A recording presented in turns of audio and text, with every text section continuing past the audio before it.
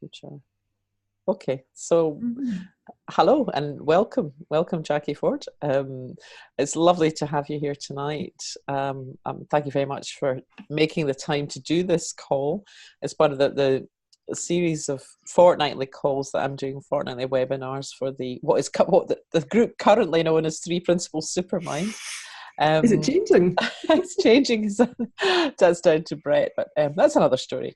Anyway, tonight we're here to hear about you, and obviously you and I met a number of years ago. I think we came into this this understanding around about the same time. But it'd be lovely for the benefit of anybody watching the recording to just hear a bit about who you are and what drew you to this Three Principles Inside Out understanding, and what's changed for you? Why is it valuable? Thank you, Christian. It's a real honour to be in this conversation with you. And I love what you're doing with Brett, with Three Principles Supermind, and keeping that conversation alive for so many people all over the world. I mean, most people probably who are going to watch this have maybe heard me talking about my life.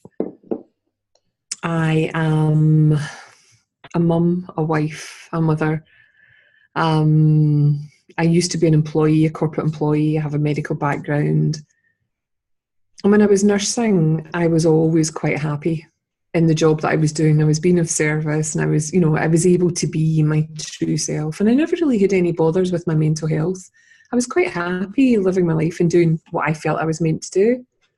And then I started working in the corporate sector. And when I worked in the corporate sector, I started to realise that I thought there was something wrong with me, Christian. Because it was quite a very different environment from the NHS environment that I'd kind of grown up with. You know, it wasn't as kind, it wasn't as sweet, it was more dog eat dog. And as a result of that, I thought there was something wrong with me because I didn't feel comfortable in that environment. So I started going down that route, that self-help route that we all go down to try to fix ourselves because we think we're a bit crazy or something's wrong with us. So that journey took me, first of all, to all sorts of personal development books. And one of the books that I picked up was Richard Carlson's book, Don't Sweat the Small Stuff, way back in, I think it was the late 80s or early 90s. And that book made a huge difference to my life. And it was only latterly that I realised that he had actually attended trainings with Sydney Banks, and his father had attended trainings with Sydney Banks, but at no point in any of the books does it mention that that's where they started their journey. So I keep saying, if he had done that at that point, my journey would have been completely different. I would have found myself in Salt Spring. I know I would have. Anyway, I started going down the hypnotherapy route and the NLP route, which I absolutely loved. And even though I was still working in my corporate career, on my days off or my time off, I was coaching and training other people in NLP. And I loved NLP because it taught me that I was a thinker. It taught me about the benefits of language and how I was sort of conversationally hypnotising myself, as was the whole of the population. So that gave me a bit of leeway and a bit of freedom, but it always felt as though it was exhausting. There was always something quite heady about it. And so I kept looking and looking and looking, Christian. I studied with Wayne Dwyer, Eckhart Tolle, Barbara DeAngelis. I've been all over the world looking, trying to find that thing that would stop my search. And I saw a weekend with Mike O'Neill and Paul McKenna advertised, and it was down at Paul McKenna's house down in London, and sort of I thought that might be quite a nice thing to do. I didn't know who Mike O'Neill was at the time. I knew who Paul McKenna was. And I had to write a big list of everything that I wanted to change for this transformational weekend. There were only 6 of us. And I wrote this big list of everything that I wanted to change. And as part of the transformational weekend, there was a phone call with both Paul and Michael before it. And they asked me what it was I wanted to change. And I gave them this big list, like they were my fairy godfathers and they were going to change all these things, I wanted Paul McKenna to make me skinny. I didn't want Paul McKenna to make me. And the minute I had read the whole list of what I wanted to change, and it was a sizable list, it was quite significant, McNeill turned round and said to me, you know, Jackie, that's the biggest list of shite I've ever heard in my life. Luckily, something inside me saw the humour of that. Something recognised. And I just couldn't stop laughing. So I went down to do the weekend, and I'm sure something had already started to shift.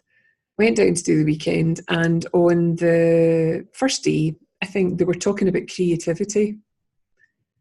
And I think that's something I've always given myself a hard time about in the past, that I've always felt I'm a creative soul, but I wasn't actually doing anything to fulfill that. And as they spoke about creativity, a little thought popped up in my mind. And I couldn't even tell you what it is, Christian, or what it was, but I started to cry. And the next morning I woke up and I had this image in my head of a white flag on one side of my brain and a white flag on the other. And all I could see and hear was the word surrender.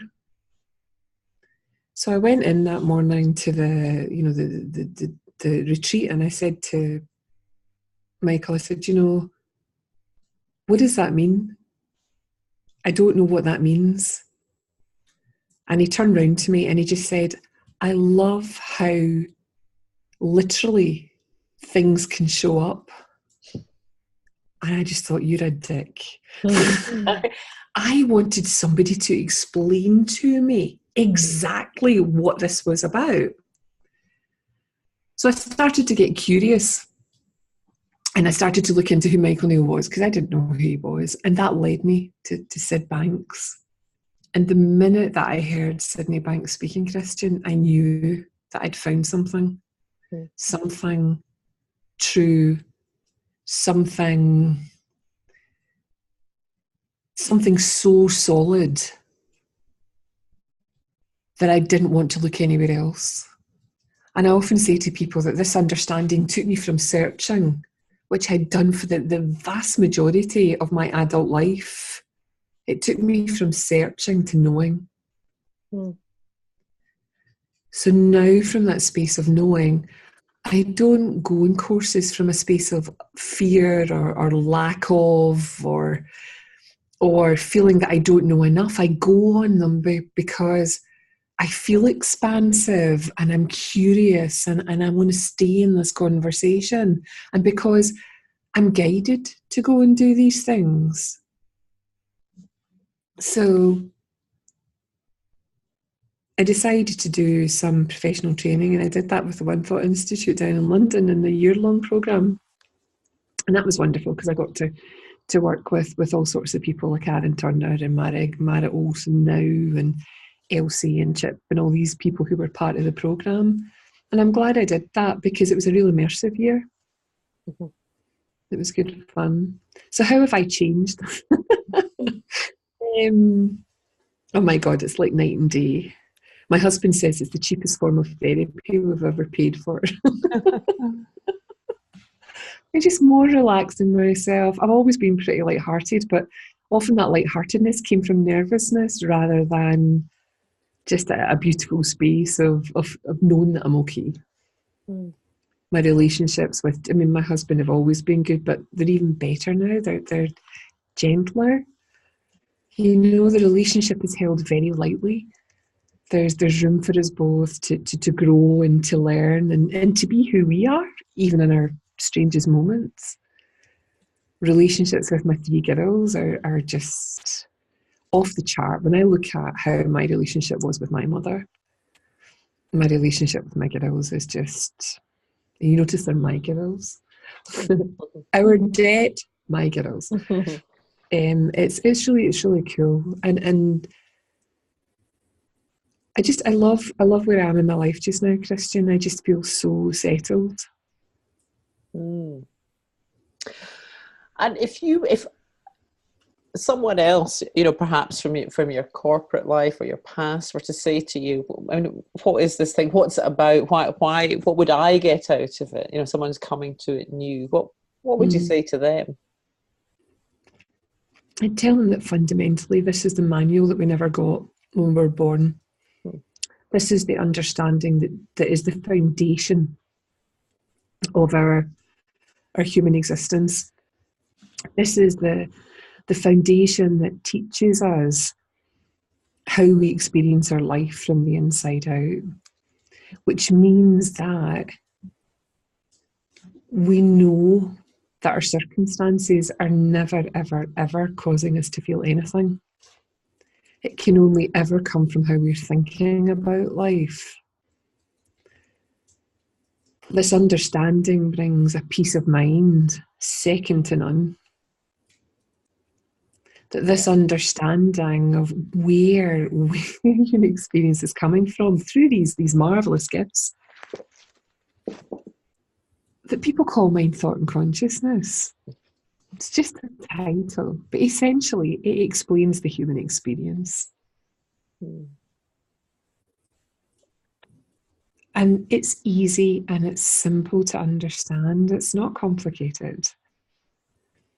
And it's not an understanding I would ever share with anyone on an intellectual basis. Because that's when we start to contrast and compare.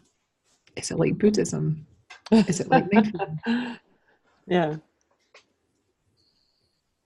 So say more about that. Where do you start? Because I know that you now work in this field, and say a bit more about the work that you do and where you start or how you introduce people to this.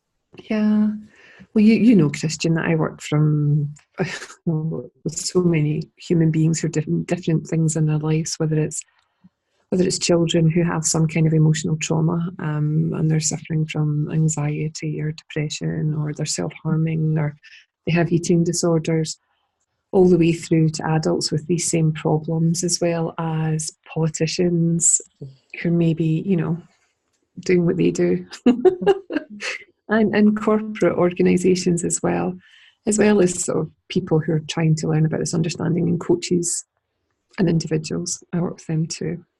I basically work with anyone who I get the vibe that I'm meant to work with. It's very much a calling. When I work with politicians or leaders of companies, I don't go in spouting that this is the understanding that they should all learn about. That I have the antidote to all their problems. I go in primarily just to find out what issues they're having, what's going on in their organisations, what's going on with their people. Because CEOs and politicians don't admit to being stressed. They don't admit to feeling a bit low or depressed. They don't admit that they're not coping or they have overwhelm. They don't admit they're suffering from burnout.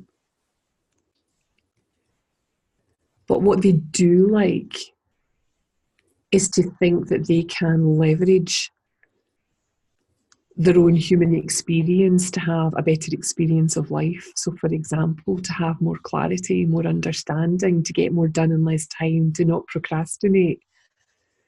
So when I go into organisations and I'm working with politicians, that's what I'm looking to hear. And in the conversation, I wait, Christian, until I hear and feel that there's something for me to say. And it often comes up in the first couple of sentences. If I was working with a politician who is interested in getting more done in less time, then I would introduce this understanding as an understanding that helps people relax into the essence of who they are. And as that happens, it creates more mental acuity, clearer mental acuity, which means that they can do more, they can understand more in less time, because it cuts out all of the unnecessary chatter in their heads. And then I would begin to explain it to them via stories and metaphors or anything that I could think of that would help them in the moment. It's very difficult, isn't it, to say, well, I do this and I do that, because it's all very much, sort of where I am and what's happening and what's going on. But I mean, there was one politician and I was having a conversation with her and she was saying, oh, so what you're saying is there's good thought and there's bad thought. And I said, no, that's not what I'm saying. But I knew she was on the right track. Mm-hmm. And you've heard this story before. Out of the blue came this story out of my mind that I thought I'd never tell another human being. I think I told my husband and my children at this point. I hadn't told anybody else. And I said to her, you know, we used to have 2 little dogs. And every morning when I took those dogs for a walk, you know, the dogs do their business first thing in the morning, you know, and I had to stay out long enough so they would do it, so I could bring them back into the house. And some days it took longer than others. And on the way home, there was a red post box. And every day, Christian, without fail, for over 6 years, every time I passed that red post box, I wanted to post the dog poo. Huh. I was desperate to post that dog poo. I never, ever, ever did it. And I told her the story, and she did exactly what you did there. She threw her head back and she laughed.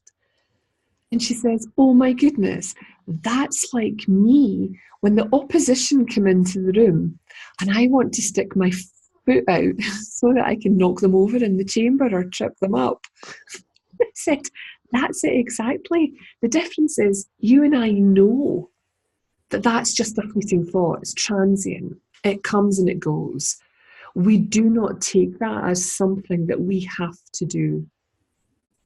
In lower states of mind, or someone who's been drinking or someone who's been taking drugs, that's the difference between not being in jail and being in jail. I said, this is what I'm trying to explain to you, how our human mind works and how we can leverage that by understanding how the process works. Yeah, great. I noticed that Tony's on the call, and I just want to say, Tony, if you want to ask any questions or type them into the chat box, please do feel free. I'm sure Jack will be happy to. You're more than happy respond. But so that you're not feeling under any pressure, Tony, I was going to ask you another question, Jacquie. You chose the title for today's webinar, and it was Unashamedly Human. And I thought you might like to say more about that. Why that title? This is something that's been round and round in my head for years, Christian. Unashamedly human. So many people live with guilt and shame and stories and conditioning of their past, that they don't live their best life, that they react constantly over the years to whatever imprint they've got in their brain because they think that's what they're meant to do. So, for example, someone who feels they've been abandoned as a young child, someone who feels, you know, they were treated unfairly at work, someone who's been in a relationship that didn't work out. There are always outputs to these thoughts that we have that come out in one way or another. Mm-hmm. We maybe don't want to talk about them. We're perhaps ashamed of them. And for me, this understanding, it wipes the slate clean, Christian. You begin to see that you are not a product of your conditioning or your education. You just think you were. You understand that thoughts are just memories that have been carried across time, and the minute we add our awareness to them, it just brings them to life, but it doesn't make them real. And that despite the fact I've got 3 crystal balls in the house, I cannot predict the future. I just can't. But as human beings, we have this tendency to think that we can do that. We can move about in the past and we can project into the future, which we can do. And trust me, I play about with it, but I do it from a space of fun rather than trying to torture myself all the time. So for me, Unashamedly Human is living a life that is free from my conditioning. It is free from anything in my past that previously would cause me to be less than I can be. So holding myself back or not speaking out clearly about the things that are important to me. It means just living a life that's full of fun and lightheartedness and love. Oh, lovely. Lovely. When you were speaking, I remembered a conversation I had with somebody recently who whose theory was, but that because they had experienced very difficult situation when they were young, that and pre-verbal, as they put it, that they were kind of stuck with that. And it seemed to me, I mean, I absolutely know that that's not the case, and really for the reasons you've just explained. But it seemed to me that possibly the thing that was keeping this person more stuck, or apparent, I mean, no one's stuck, but giving that illusion, was buying into what they'd been taught since, that they'd been taught to believe that thing, and it was a belief that they'd bought into in adulthood. And I thought, gosh, it's interesting. It seems to me that can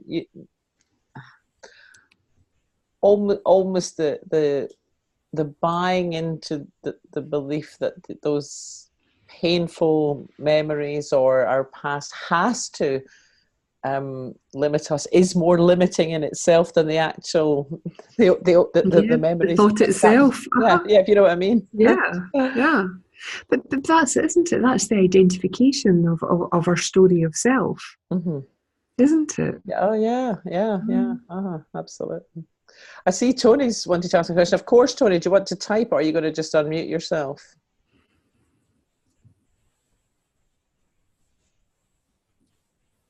I don't know if you. I'll just type in. Oh, he can't unmute himself, Christian. Oh right, I'll unmute him. Oh, I don't know why that's not working. Let me try something else. Can you hear me now? I can hear you now. Got you. Oh no, he's gone again. Oh, sorry. Can you hear me okay? Yes, hear you now. Hear you now. Great. Okay. Thank you, and thanks for allowing me to ask a question. And pleasure. We're delighted. I really appreciate it. Chris, hi, Jacquie. Christian knows me fairly well and has been really helpful in the past. But just to ask a quick question, because it's a kind of classic thing that I will, let's say, you know, as you said really well, you know, sometimes you can be in a situation where you can have thoughts and you can just, you know, quite easily let them go. And other times it doesn't seem like, for me, that they're thoughts. It's like something that I'm now reacting to. And it can feel like the difference between imagining or thinking someone's throwing a ball at you, and actually someone really is throwing a ball at you, and you really do have to move out the way, you know. And I think in hindsight, it's really easy for me to say, oh, okay, so I just got caught up by my thinking. The reality of it is, though, is that when I get caught up with it, I really get, you know, I cause trouble for myself and you know, I cause damage, you know, in relationships. And just as one example yesterday, because I'd love to hear what you have to say about that, is I have this kind of story, which is, I suppose the easiest way of saying it is, I'm just a piece of shit. No one really cares about me. And I put this big front on to try to allow people to think that I'm someone worth knowing. But internally, I'm constantly, you know, on red alert for rejection of any kind, or criticism or anything like that. And my partner, when I spoke to her yesterday, I felt really ill yesterday morning in a way that I've never felt before. My breathing was shallow. I didn't know what was wrong with me. I thought I was on my way out. I really don't know. It's gone now, but maybe it was just anxiety. But when I got home, I said to Cassie, you know, I really thought I was on my way out today. And she looked at me and she said, oh, well, do you fancy a cup of tea? And walked off, right?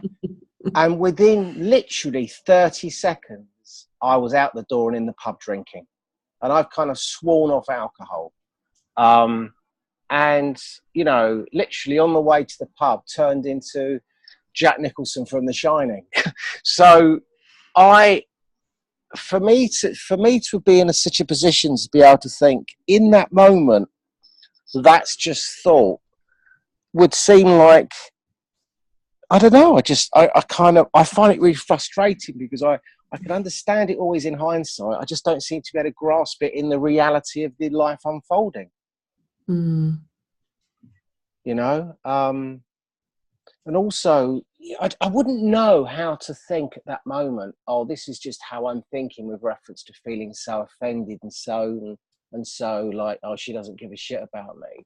And then to be able to literally just go into the room and say, oh, anyway, hi, yeah, thanks for the cup of tea. How was your day? That doesn't also seem like a life worth living either, because it wouldn't seem that I would be getting what I want out of a relationship, which is really just to have someone in my life that we can really be there for each other and care about each other. So I'm that's a kind of just example, and maybe I've given you too much of an example, but I just wondered if you had any thoughts on it, on what I've said, if it makes any sense. No, thank you, Tony. I really appreciate your honesty and your candidness in saying what you've said. And please do not get me wrong. No, I don't always see things clearly either. no, I'm sure. You know, it's hit and miss sometimes. Yeah. If that was me, I'm going to tell you from my perspective. If that had happened to me, I have learned to check in with myself, Tony. Yeah, yeah. And to check in with myself to find out where my state of mind is in the moment. Yeah, yeah, yeah. You know, it's kind of like, you know, am I in a low mood? You know, am I feeling tired? Am I hungry? Or, you know, am I depleted? Because that kind of gives me a heads up on how seriously I take anything that happens to me. Yeah, yeah. And the more that I do that, it becomes almost like a spiritual muscle. So you don't have to keep checking in with yourself, because the kind of feeling guides you and lets you know what's going on. Yes. I mean, the other day there, Tony, my husband and I we'd gone for a swim, and we were meant to be having lunch just in the spa area of the hotel we were in. And it was a Sunday. And they said, oh, we're not going to, you can't have your lunch here. You'll have to go up to the main hotel. And the main hotel, it was all twin sets and pearls, you know, people that had all had their makeup and their hair, you know, their hair all done beautifully. And I looked like a bloody drowned rat. And I thought, right, okay, I can get by that. So I'm sitting in this foyer, this restaurant area, and I'm having my lunch looking like a drowned rat, and that I'd been pulled through a hedge backwards. And we ordered our lunch, and my husband's lunch came before mine. So I'm hypoglycemic. I look like a drowned rat. And all of a sudden, Tony, I could see my mood crashing. It was like a plane nosediving. Yeah. And I looked at my husband and I said, oh my God, I feel as though I'm in like a plane and I'm nosediving and I can't pull it up. I can't pull it up. I can see this happening. And then all of a sudden, in the articulation of what was happening to me, it disappeared. Yeah. So often it's kind of like making that invisible thing visible. Yes. And sharing that as part of your relationship too really helps. Yeah. Because, you know, Jerry will say to me as well, Tony will say, I get really judgmental at night time when I'm tired. I go from this zen person to this absolute cow if I'm tired. And, you know, he's now at the point where if I start to get judgmental about anything, he'll say, it's time for bed, dear.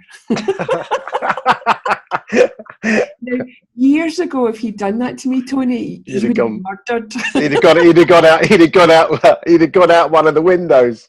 Yeah, he would have probably not breathing. No.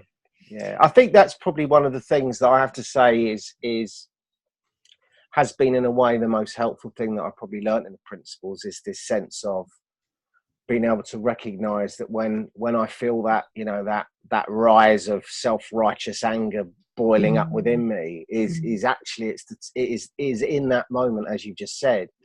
To it's like it's counterintuitive, isn't it? It's like the old airplane analogy. You know, if you want to go up, you've got to push down, but actually if you want to go up naturally, you want to put your arms up, don't you? So it's counterintuitive, because, you know, instinctively, if I feel so angry or upset, instinctively, in a way, I think this is really real, because I'm so angry. How could I be so angry about something that's just how I'm thinking about it? This is really happening to me right now.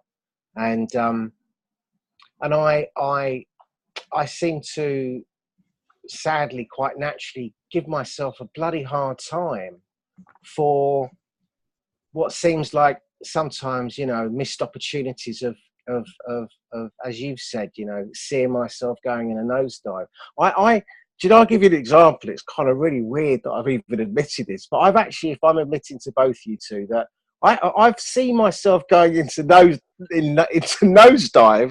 and thought, fuck it, I'm going to go into a nosedive. Like, really, like, I know where it's going to go, but there's a sense that, do you know what, let's just go there, because I'm not letting this one go. Just in case the principles and all that stuff isn't really real, I'm just not going to let this one go. And I go in there, and of course, I always regret, it, because it one of the most amazing things that I've also learned is the whole concept of separate realities is just amazing, because I weirdly just really do think that people think like me, because I think the way I think is the right way to think. And it's just such a bizarre concept to think that, it is weird, isn't it? It's kind of like, because I know Christian, as I said, she's a really nice lady. You come across a really nice lady. We've all got our faults, but the reality is, it's like we've all got common sense to a degree. But people can still think so differently about things, and it's an amazing thing trying to rub that up against someone else and having that, what I call, ego battle of, who's right and who's wrong. It does amaze me, if I'm honest. Yeah, but you've just described something really wonderful there, Tony, that you're seeing, and that is that we do all live in these separate realities, and we do all experience life through the same gifts of mind, thought, and consciousness. And seeing that and knowing that helps me just have a wee bit more compassion for what I'm going through and what other people are going through. I mean, for example, your partner, when you said to her, I felt as I was dying, and she said, "Do you want a cup of tea, love?" What's her day been like? What's happened with her? You don't know. We don't know until we settle into that space. Something I've really learned over the years, Tony, is to hold my experience in life very lightly.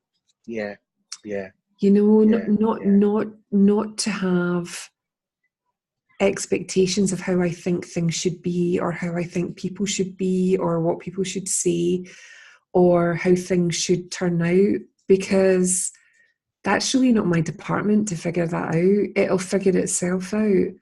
And when I have expectations of people and it doesn't work out the way I expected it to in the past, that would cause me to do exactly what you've just described. The nosedive is a real nosedive, but I don't know I'm nosediving, and I think it's the other person.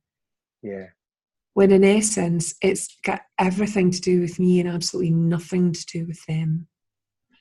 And I think what can happen to me, Jacquie, is I can also sometimes get overwhelmed in my thinking as whether to know, should I say something? Are the neighbours been a bit noisy, or is it just the fact that I'm just in a low mood at the moment? And I can get into this, am I just not allowing people just to live and let live? I'm not talking about if people are having parties at 3 a.m, that would be different. But I'm talking about just, I'm quite black and white. So the grey areas of life, with this understanding, I can sometimes make what might just be simple things quite complicated by trying to work out, is this something I need to deal with, or is it just because I'm overreacting because of the way I am in my mood level at the moment? And I don't know about whether I'm making any sense, but that can confuse me sometimes as well.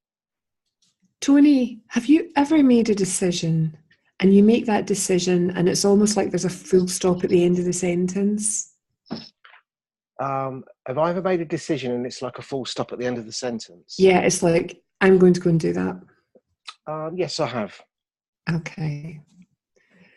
When you've made decisions from that space, how did it feel? It felt less noisy. It felt like, in fact, I made a decision recently about something that a friend of mine today asked me whether he thought it was the right thing for me to do. And I said, well, to be honest with you, I actually know that it is the right thing for me to do, because I feel really okay with however it turns out, whether it goes in my favor or not. I just feel that I've done the right thing. And that's a really good example. So the answer to that is I definitely feel calmer inside. Right. So there you have it. Yeah. Okay. You know what that feels like. Yes. But you also know what the other way feels like. Yeah. That's where I go, Tony. Wisdom always guides us in a way that is loving and gentle and kind. Yeah, okay. And there's always a full stop at the end of the sentence. It's kind of like, right, that's what I have to do, end of. Okay. But that other thing that you spoke about, like, should I speak to the neighbours? Oh, no, but it's this. Oh, yes, but it's that. That's not wisdom. That's you getting caught up in your mind. That's you getting caught up in your thought processes. Yeah. It's funny. Do you think as well, with reference to, you mentioned anxiety earlier, you know, and I definitely have a lot of that. Do you think with reference to sometimes though, if you've got a decision to say to go to a hospital appointment and you're like, oh no, I don't want to go, and it's very noisy in one's head thinking of reasons how to get out of it. You know, again, I know deep down, even though it's noisy in there, I know deep down what the right thing to do is. I think I'm answering my own question now. I suppose what I'm trying to say is sometimes I'm answering my own question. I don't need to ring anyone up going, oh, do you think the right thing to do is to go and have that ultrasound that I've just had a letter to go and have? So no, I know. You can phone a friend if you want. Yeah, I know. Or ask the audience. I think just keep checking in with yourself. Yeah, Tony. I think that's good. Yeah. Do you know, it's not about it. It always makes me laugh in this community. You know, we talk about sort of busy minds and quiet minds. Our minds are always busy. You know, you've got 60 to 70,000 thoughts going through your mind every single day, okay? And about 90+% of them are on repeat. It's not new thought, it's not fresh thought, it's the same conditions, stories, blah, blah, blah, that are constantly going through our heads. You cannot quieten that down unless you don't bring the thoughts to life. And that means not paying attention to them. One of the best things I've learned in this understanding is to ignore most of what I think. I agree. And I'm now in a space where, you know, I don't notice most of the thoughts going through my head now. I only notice what I need to notice. And I notice crap too, but, you know, I know that I don't have to do anything with it. And sometimes, like you, I get bogged down and it feels as though it is real and there's not a lot I can do about it. And then I always ask myself kind of, well, is that thought true? Can I do anything about that right now? And usually in that simple inquiry, it just disappears again.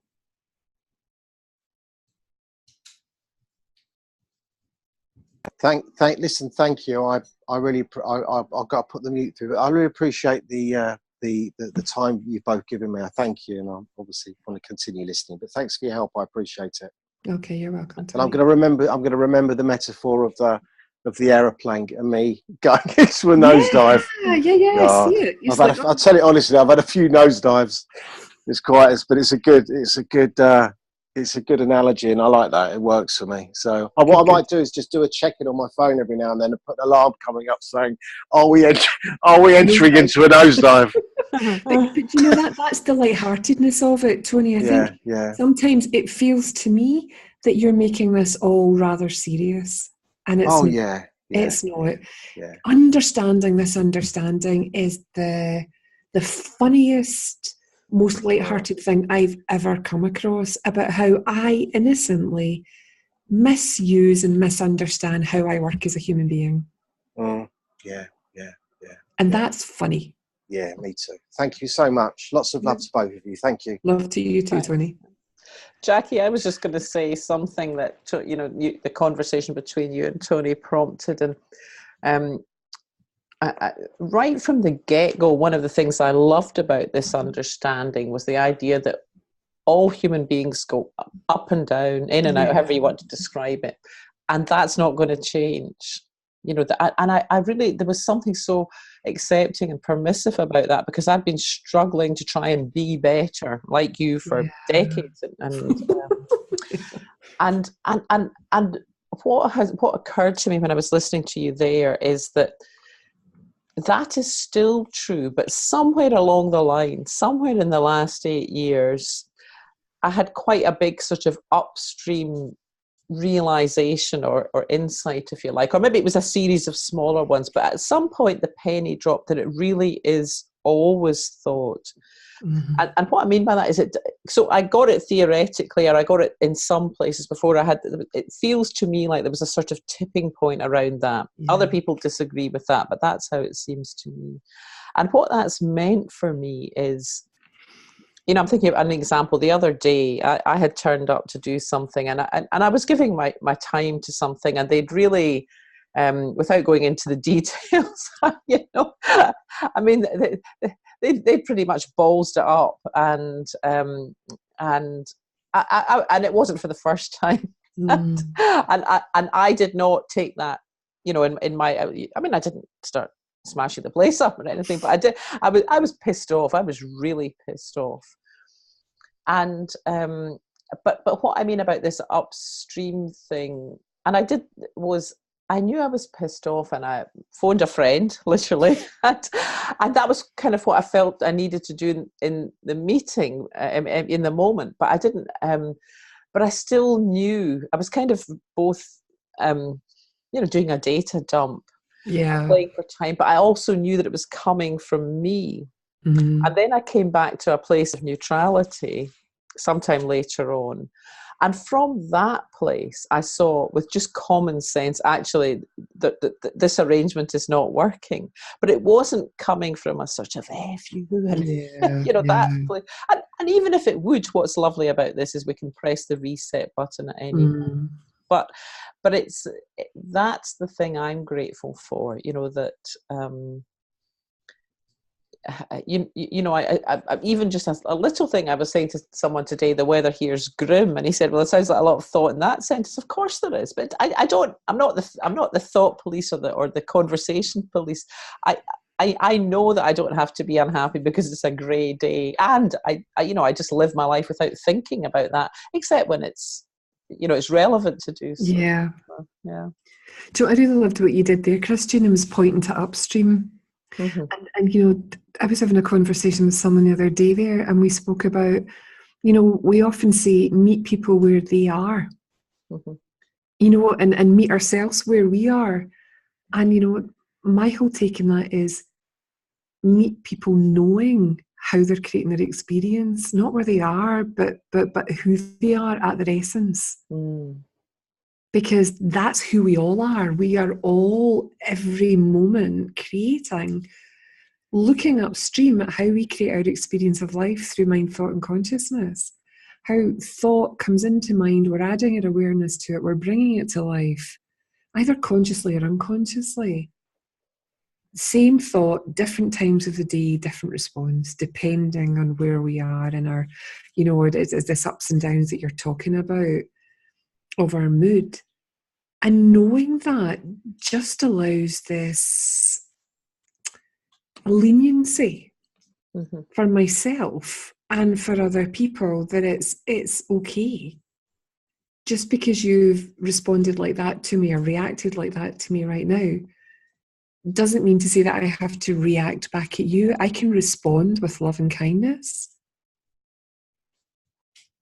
But I can't always do that. Like you said, I can't always do that. I wish I could. So the trick for me is to try to have a lifestyle where I am making sure that I get enough sleep, that I'm not eating foods that upset me, that I am getting enough exercise, that I am living a nice life rather than drinking too much and staying up all night and watching too much crazy television. Because I know that for a fact, Christian, that knocks me off balance. And when that knocks me off kilter, I'm more likely to believe my experience that I'm having in the moment, whether it's true or not. So I'm not a saint, but it's just the older I get, the more I realise I want to live in a nicer feeling. Yeah. I don't want drama. I don't, me creating my own drama. I just don't want that. Yeah. And you touched there, Jacquie, on who we are at essence, and maybe you could say a little bit more about how you see that, because I find that can be a very powerful sort of grounding thing to remember. There's a metaphor that I share, Kristen. Sydney Banks talks about personal mind and universal mind, or personal intelligence and universal intelligence. And for me, when I look at that, I think about a storm. Human beings, to me, are the perfect storm. So we think about a hurricane. At the eye of a hurricane or a tornado, it's quiet, it's calm, there is no debris, it is innately well. Just like we are at source, at our essence, loving, kind, peaceful creatures. And then you think about the wall of that storm. Okay? The wall of that storm, Christian, picks up everything in its path. It's destructive, it's annoying, it's loud, it's noisy. That's my personal thinking, Christian. That's my 60 to 70,000 thoughts a day, and my moods, that go up and down during the day. That's personal mind. Whereas the eye of the storm is universal mind. It's universal intelligence. It's my soul. It's my source. The two coexist together. One is not better than the other. It's the experience. I will dip in and dip out. That's just the nature of the beast. But I always know, Kristen, that I have this source of well-being inside of me. And, there's all these bloody cliche words like well-being and innate health or whatever. But I know I have a peacefulness and a quietness inside of me that is so loving and giving and kind that I can rest in. And that I know if I go slightly off kilter, I'll always come back to it, because it never ever leaves me. So no matter what's happening on the wall of the storm, that peacefulness is always there. It doesn't disappear. Yeah, lovely.